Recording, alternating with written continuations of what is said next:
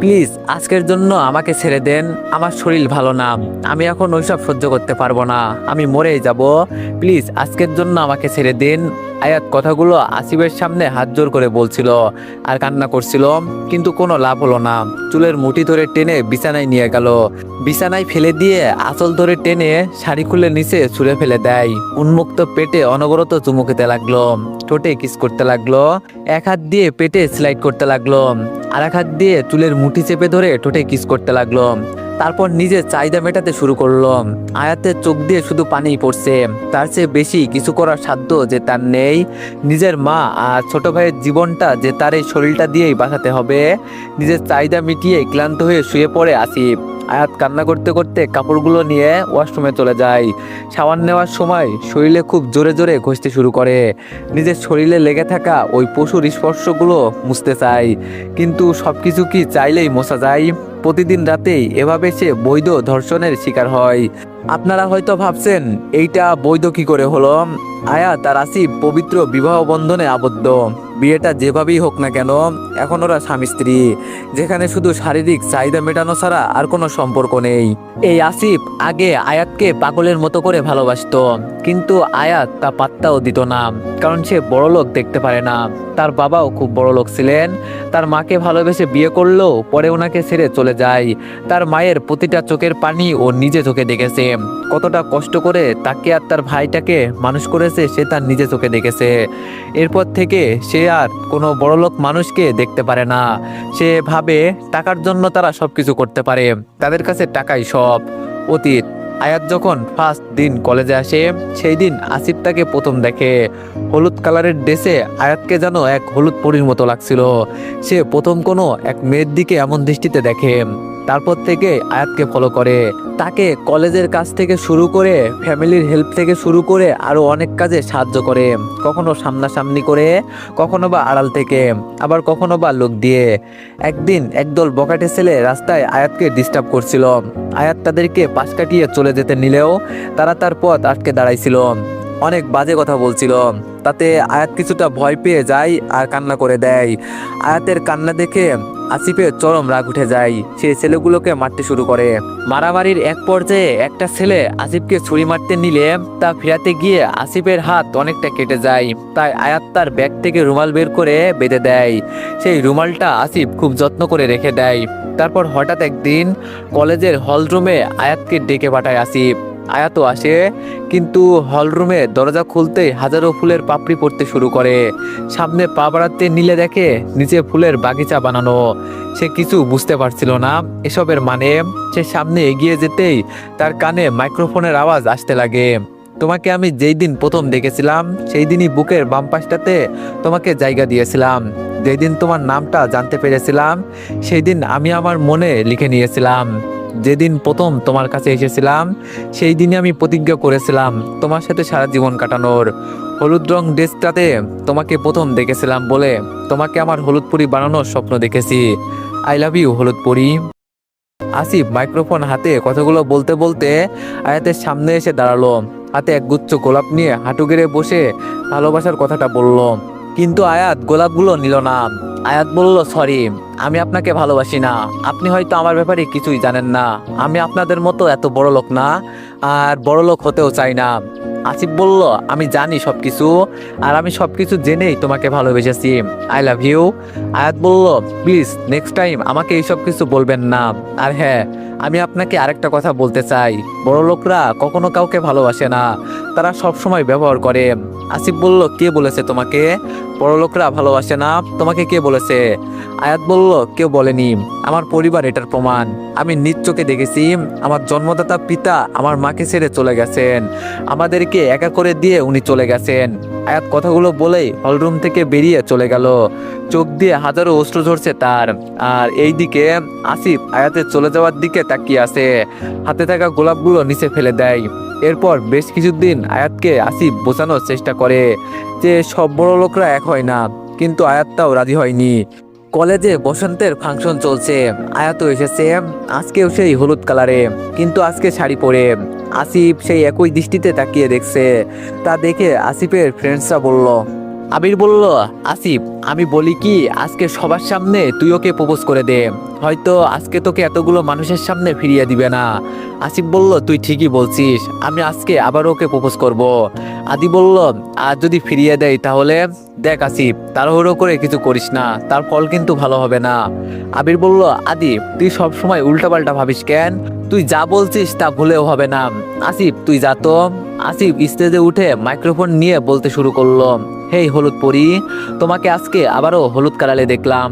সেই কালারটা দেখে আমার মনের কালার জ্বলে উঠেছিল। তুমি হয়তো আমার ভালোবাসাটাকে বিশ্বাস করতে পারছো না, তাই আমাকে মানতে পারছো না, কিন্তু আমি সত্যিই তোমাকে ভালোবাসি। আই লাভ ইউ হলুদ পরি, আই লাভ ইউ আয়াত। যখন আসিফ আয়াতের নাম নিল তখন সবার দৃষ্টি আয়াতের দিকে গেল। সবাই কেমন করে যেন আয়াতের দিকে তাকিয়ে আছে। আয়াতের তা মোটেও ভালো লাগছিল না, বরং রাগ লাগছিল। সে আস্তে আস্তে করে সামনে উঠতে লাগলো। আসিফের মুখে বিশ্বজয়ী করা হাসি ফুটতে লাগলো।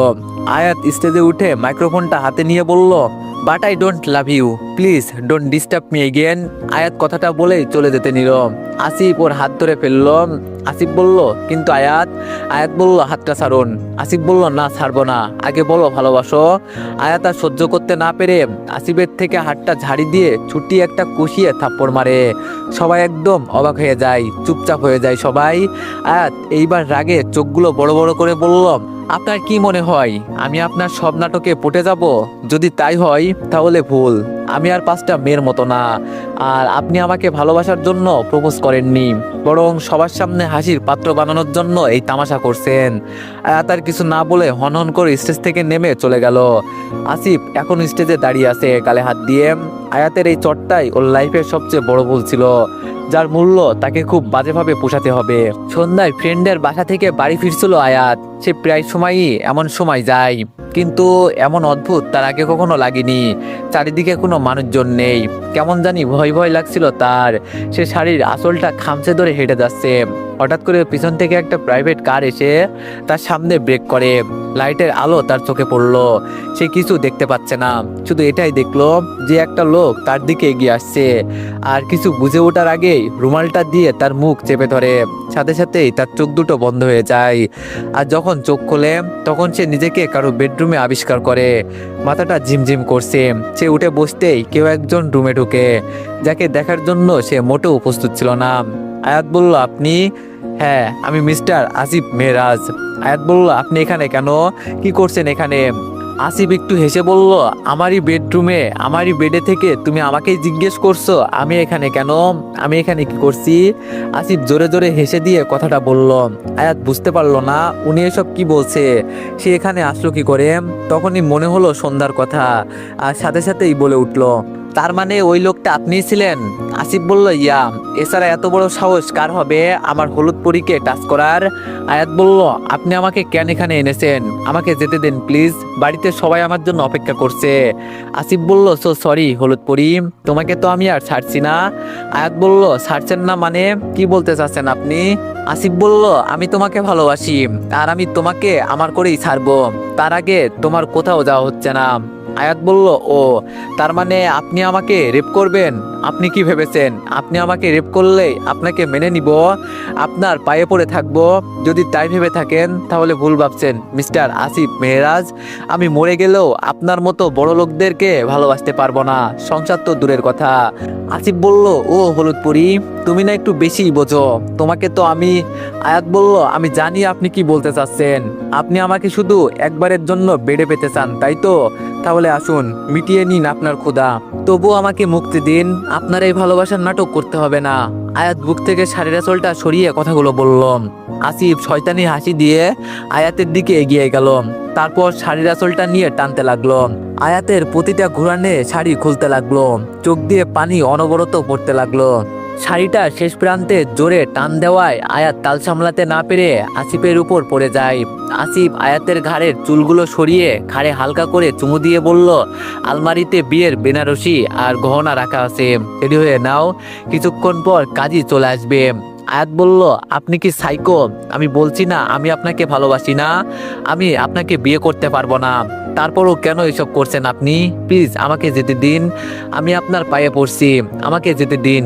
বাড়িতে আমাকে নিয়ে হয়তো অনেক টেনশন করছে, আসিফ বলল, মোটেও না, তারা এখন এই বাড়িতে আছে। আয়াত বলল, কি, এখানে কেন? আপনি ওদের সাথে কিছু করেননি তো? আসিফ বলল, এতটাও খারাপ আমি না, কিন্তু হতেও পারি, তাই ভালোই ভালোই বলছি বিয়ের জন্য রেডি হয়ে যাও। আয়াত বলল, কখনো না। আমি বললাম, আচ্ছা তাহলে আমি ওদের ব্যবস্থা করছি। আয়াত বলল, ব্যবস্থা করছি মানে কি করবেন আপনি? আমি বললাম, জানতে চাও? তাহলে চলো। আয়াতকে আসিফ টেনে নিয়ে গেল একটা রুমে। আয়াতের ছোট ভাই আর মাকে চেয়ারের সাথে বেঁধে রাখা হয়েছে, মুখে কস্টেপ দেওয়া। ছোট ভাইটার মুখ দেখেই বোঝা যাচ্ছে ও কতটা ভয় পেয়ে আছে, আর মায়ের চোখ দিয়ে পানি পড়ছে। আয়াতের এটা দেখে খুব কষ্ট হলো। সে চোখগুলো বড় বড় করে আসিফের দিকে তাকিয়ে বলল, আপনি এতটা খারাপ কি করে হতে পারলেন? একজন মা আরেকজন ছোট বাচ্চাকে কেউ এভাবে বেঁধে রাখে? আসিফ বলল, সবকিছু তোমার জন্য। তুমি যদি ভালোই ভালোই বিয়েতে রাজি হয়ে যেতে, তাহলে এমন কিছুই করতে হতো না, কিন্তু তুমি তো মানবে না, সেটা আগে থেকেই জানতাম, তাই আগেই ব্যবস্থা করে রেখেছিলাম। এখন বাকিটা তোমার ইচ্ছে। নিজের চোখের সামনে মা আর ছোট ভাইয়ের মৃত্যু দেখবে, না আমাকে বিয়ে করবে? যে কোনো একটা বেছে নিতে হবে, সময় মাত্র 20 মিনিট। আসিফ কথাটা বলে শীষ বাজাতে বাজাতে চলে গেল। আয়াত কাছের এপাশ থেকে হাজারবার তার মাকে ডাকছে, কিন্তু আওয়াজ পৌঁছাতে পারছে না। আয়াত ব্যর্থ হয়ে নিচে বসে পড়ল। ভাগ্য তাকে আজ কোন পরীক্ষার ক্ষেত্রে এনে ফেলেছে। 20 মিনিট পর আসিফ রুমে দেখে, যা দেখলো তাতে করে মুখে এক বিশ্বজয়ী হাসি ফুটে উঠল। আসিফ বলল, বা, হলুদ পরীকে তো লাল বেনারসিতে অনেক সুন্দর লাগে, একদম ক্যাটরিনা কাইফের মতো হট। বাই দ্য ওয়ে, তাহলে তুমি বিয়েতে রাজি হয়ে গেলে, আর না হয়েই করতে বাকি? তোমার সামনে তো আর কোনো রাস্তা খোলা ছিল না। আর যাই হোক, নিজের চোখের সামনে নিজের মা ভাইয়ের মৃত্যু তো আর দেখতে পারবে না।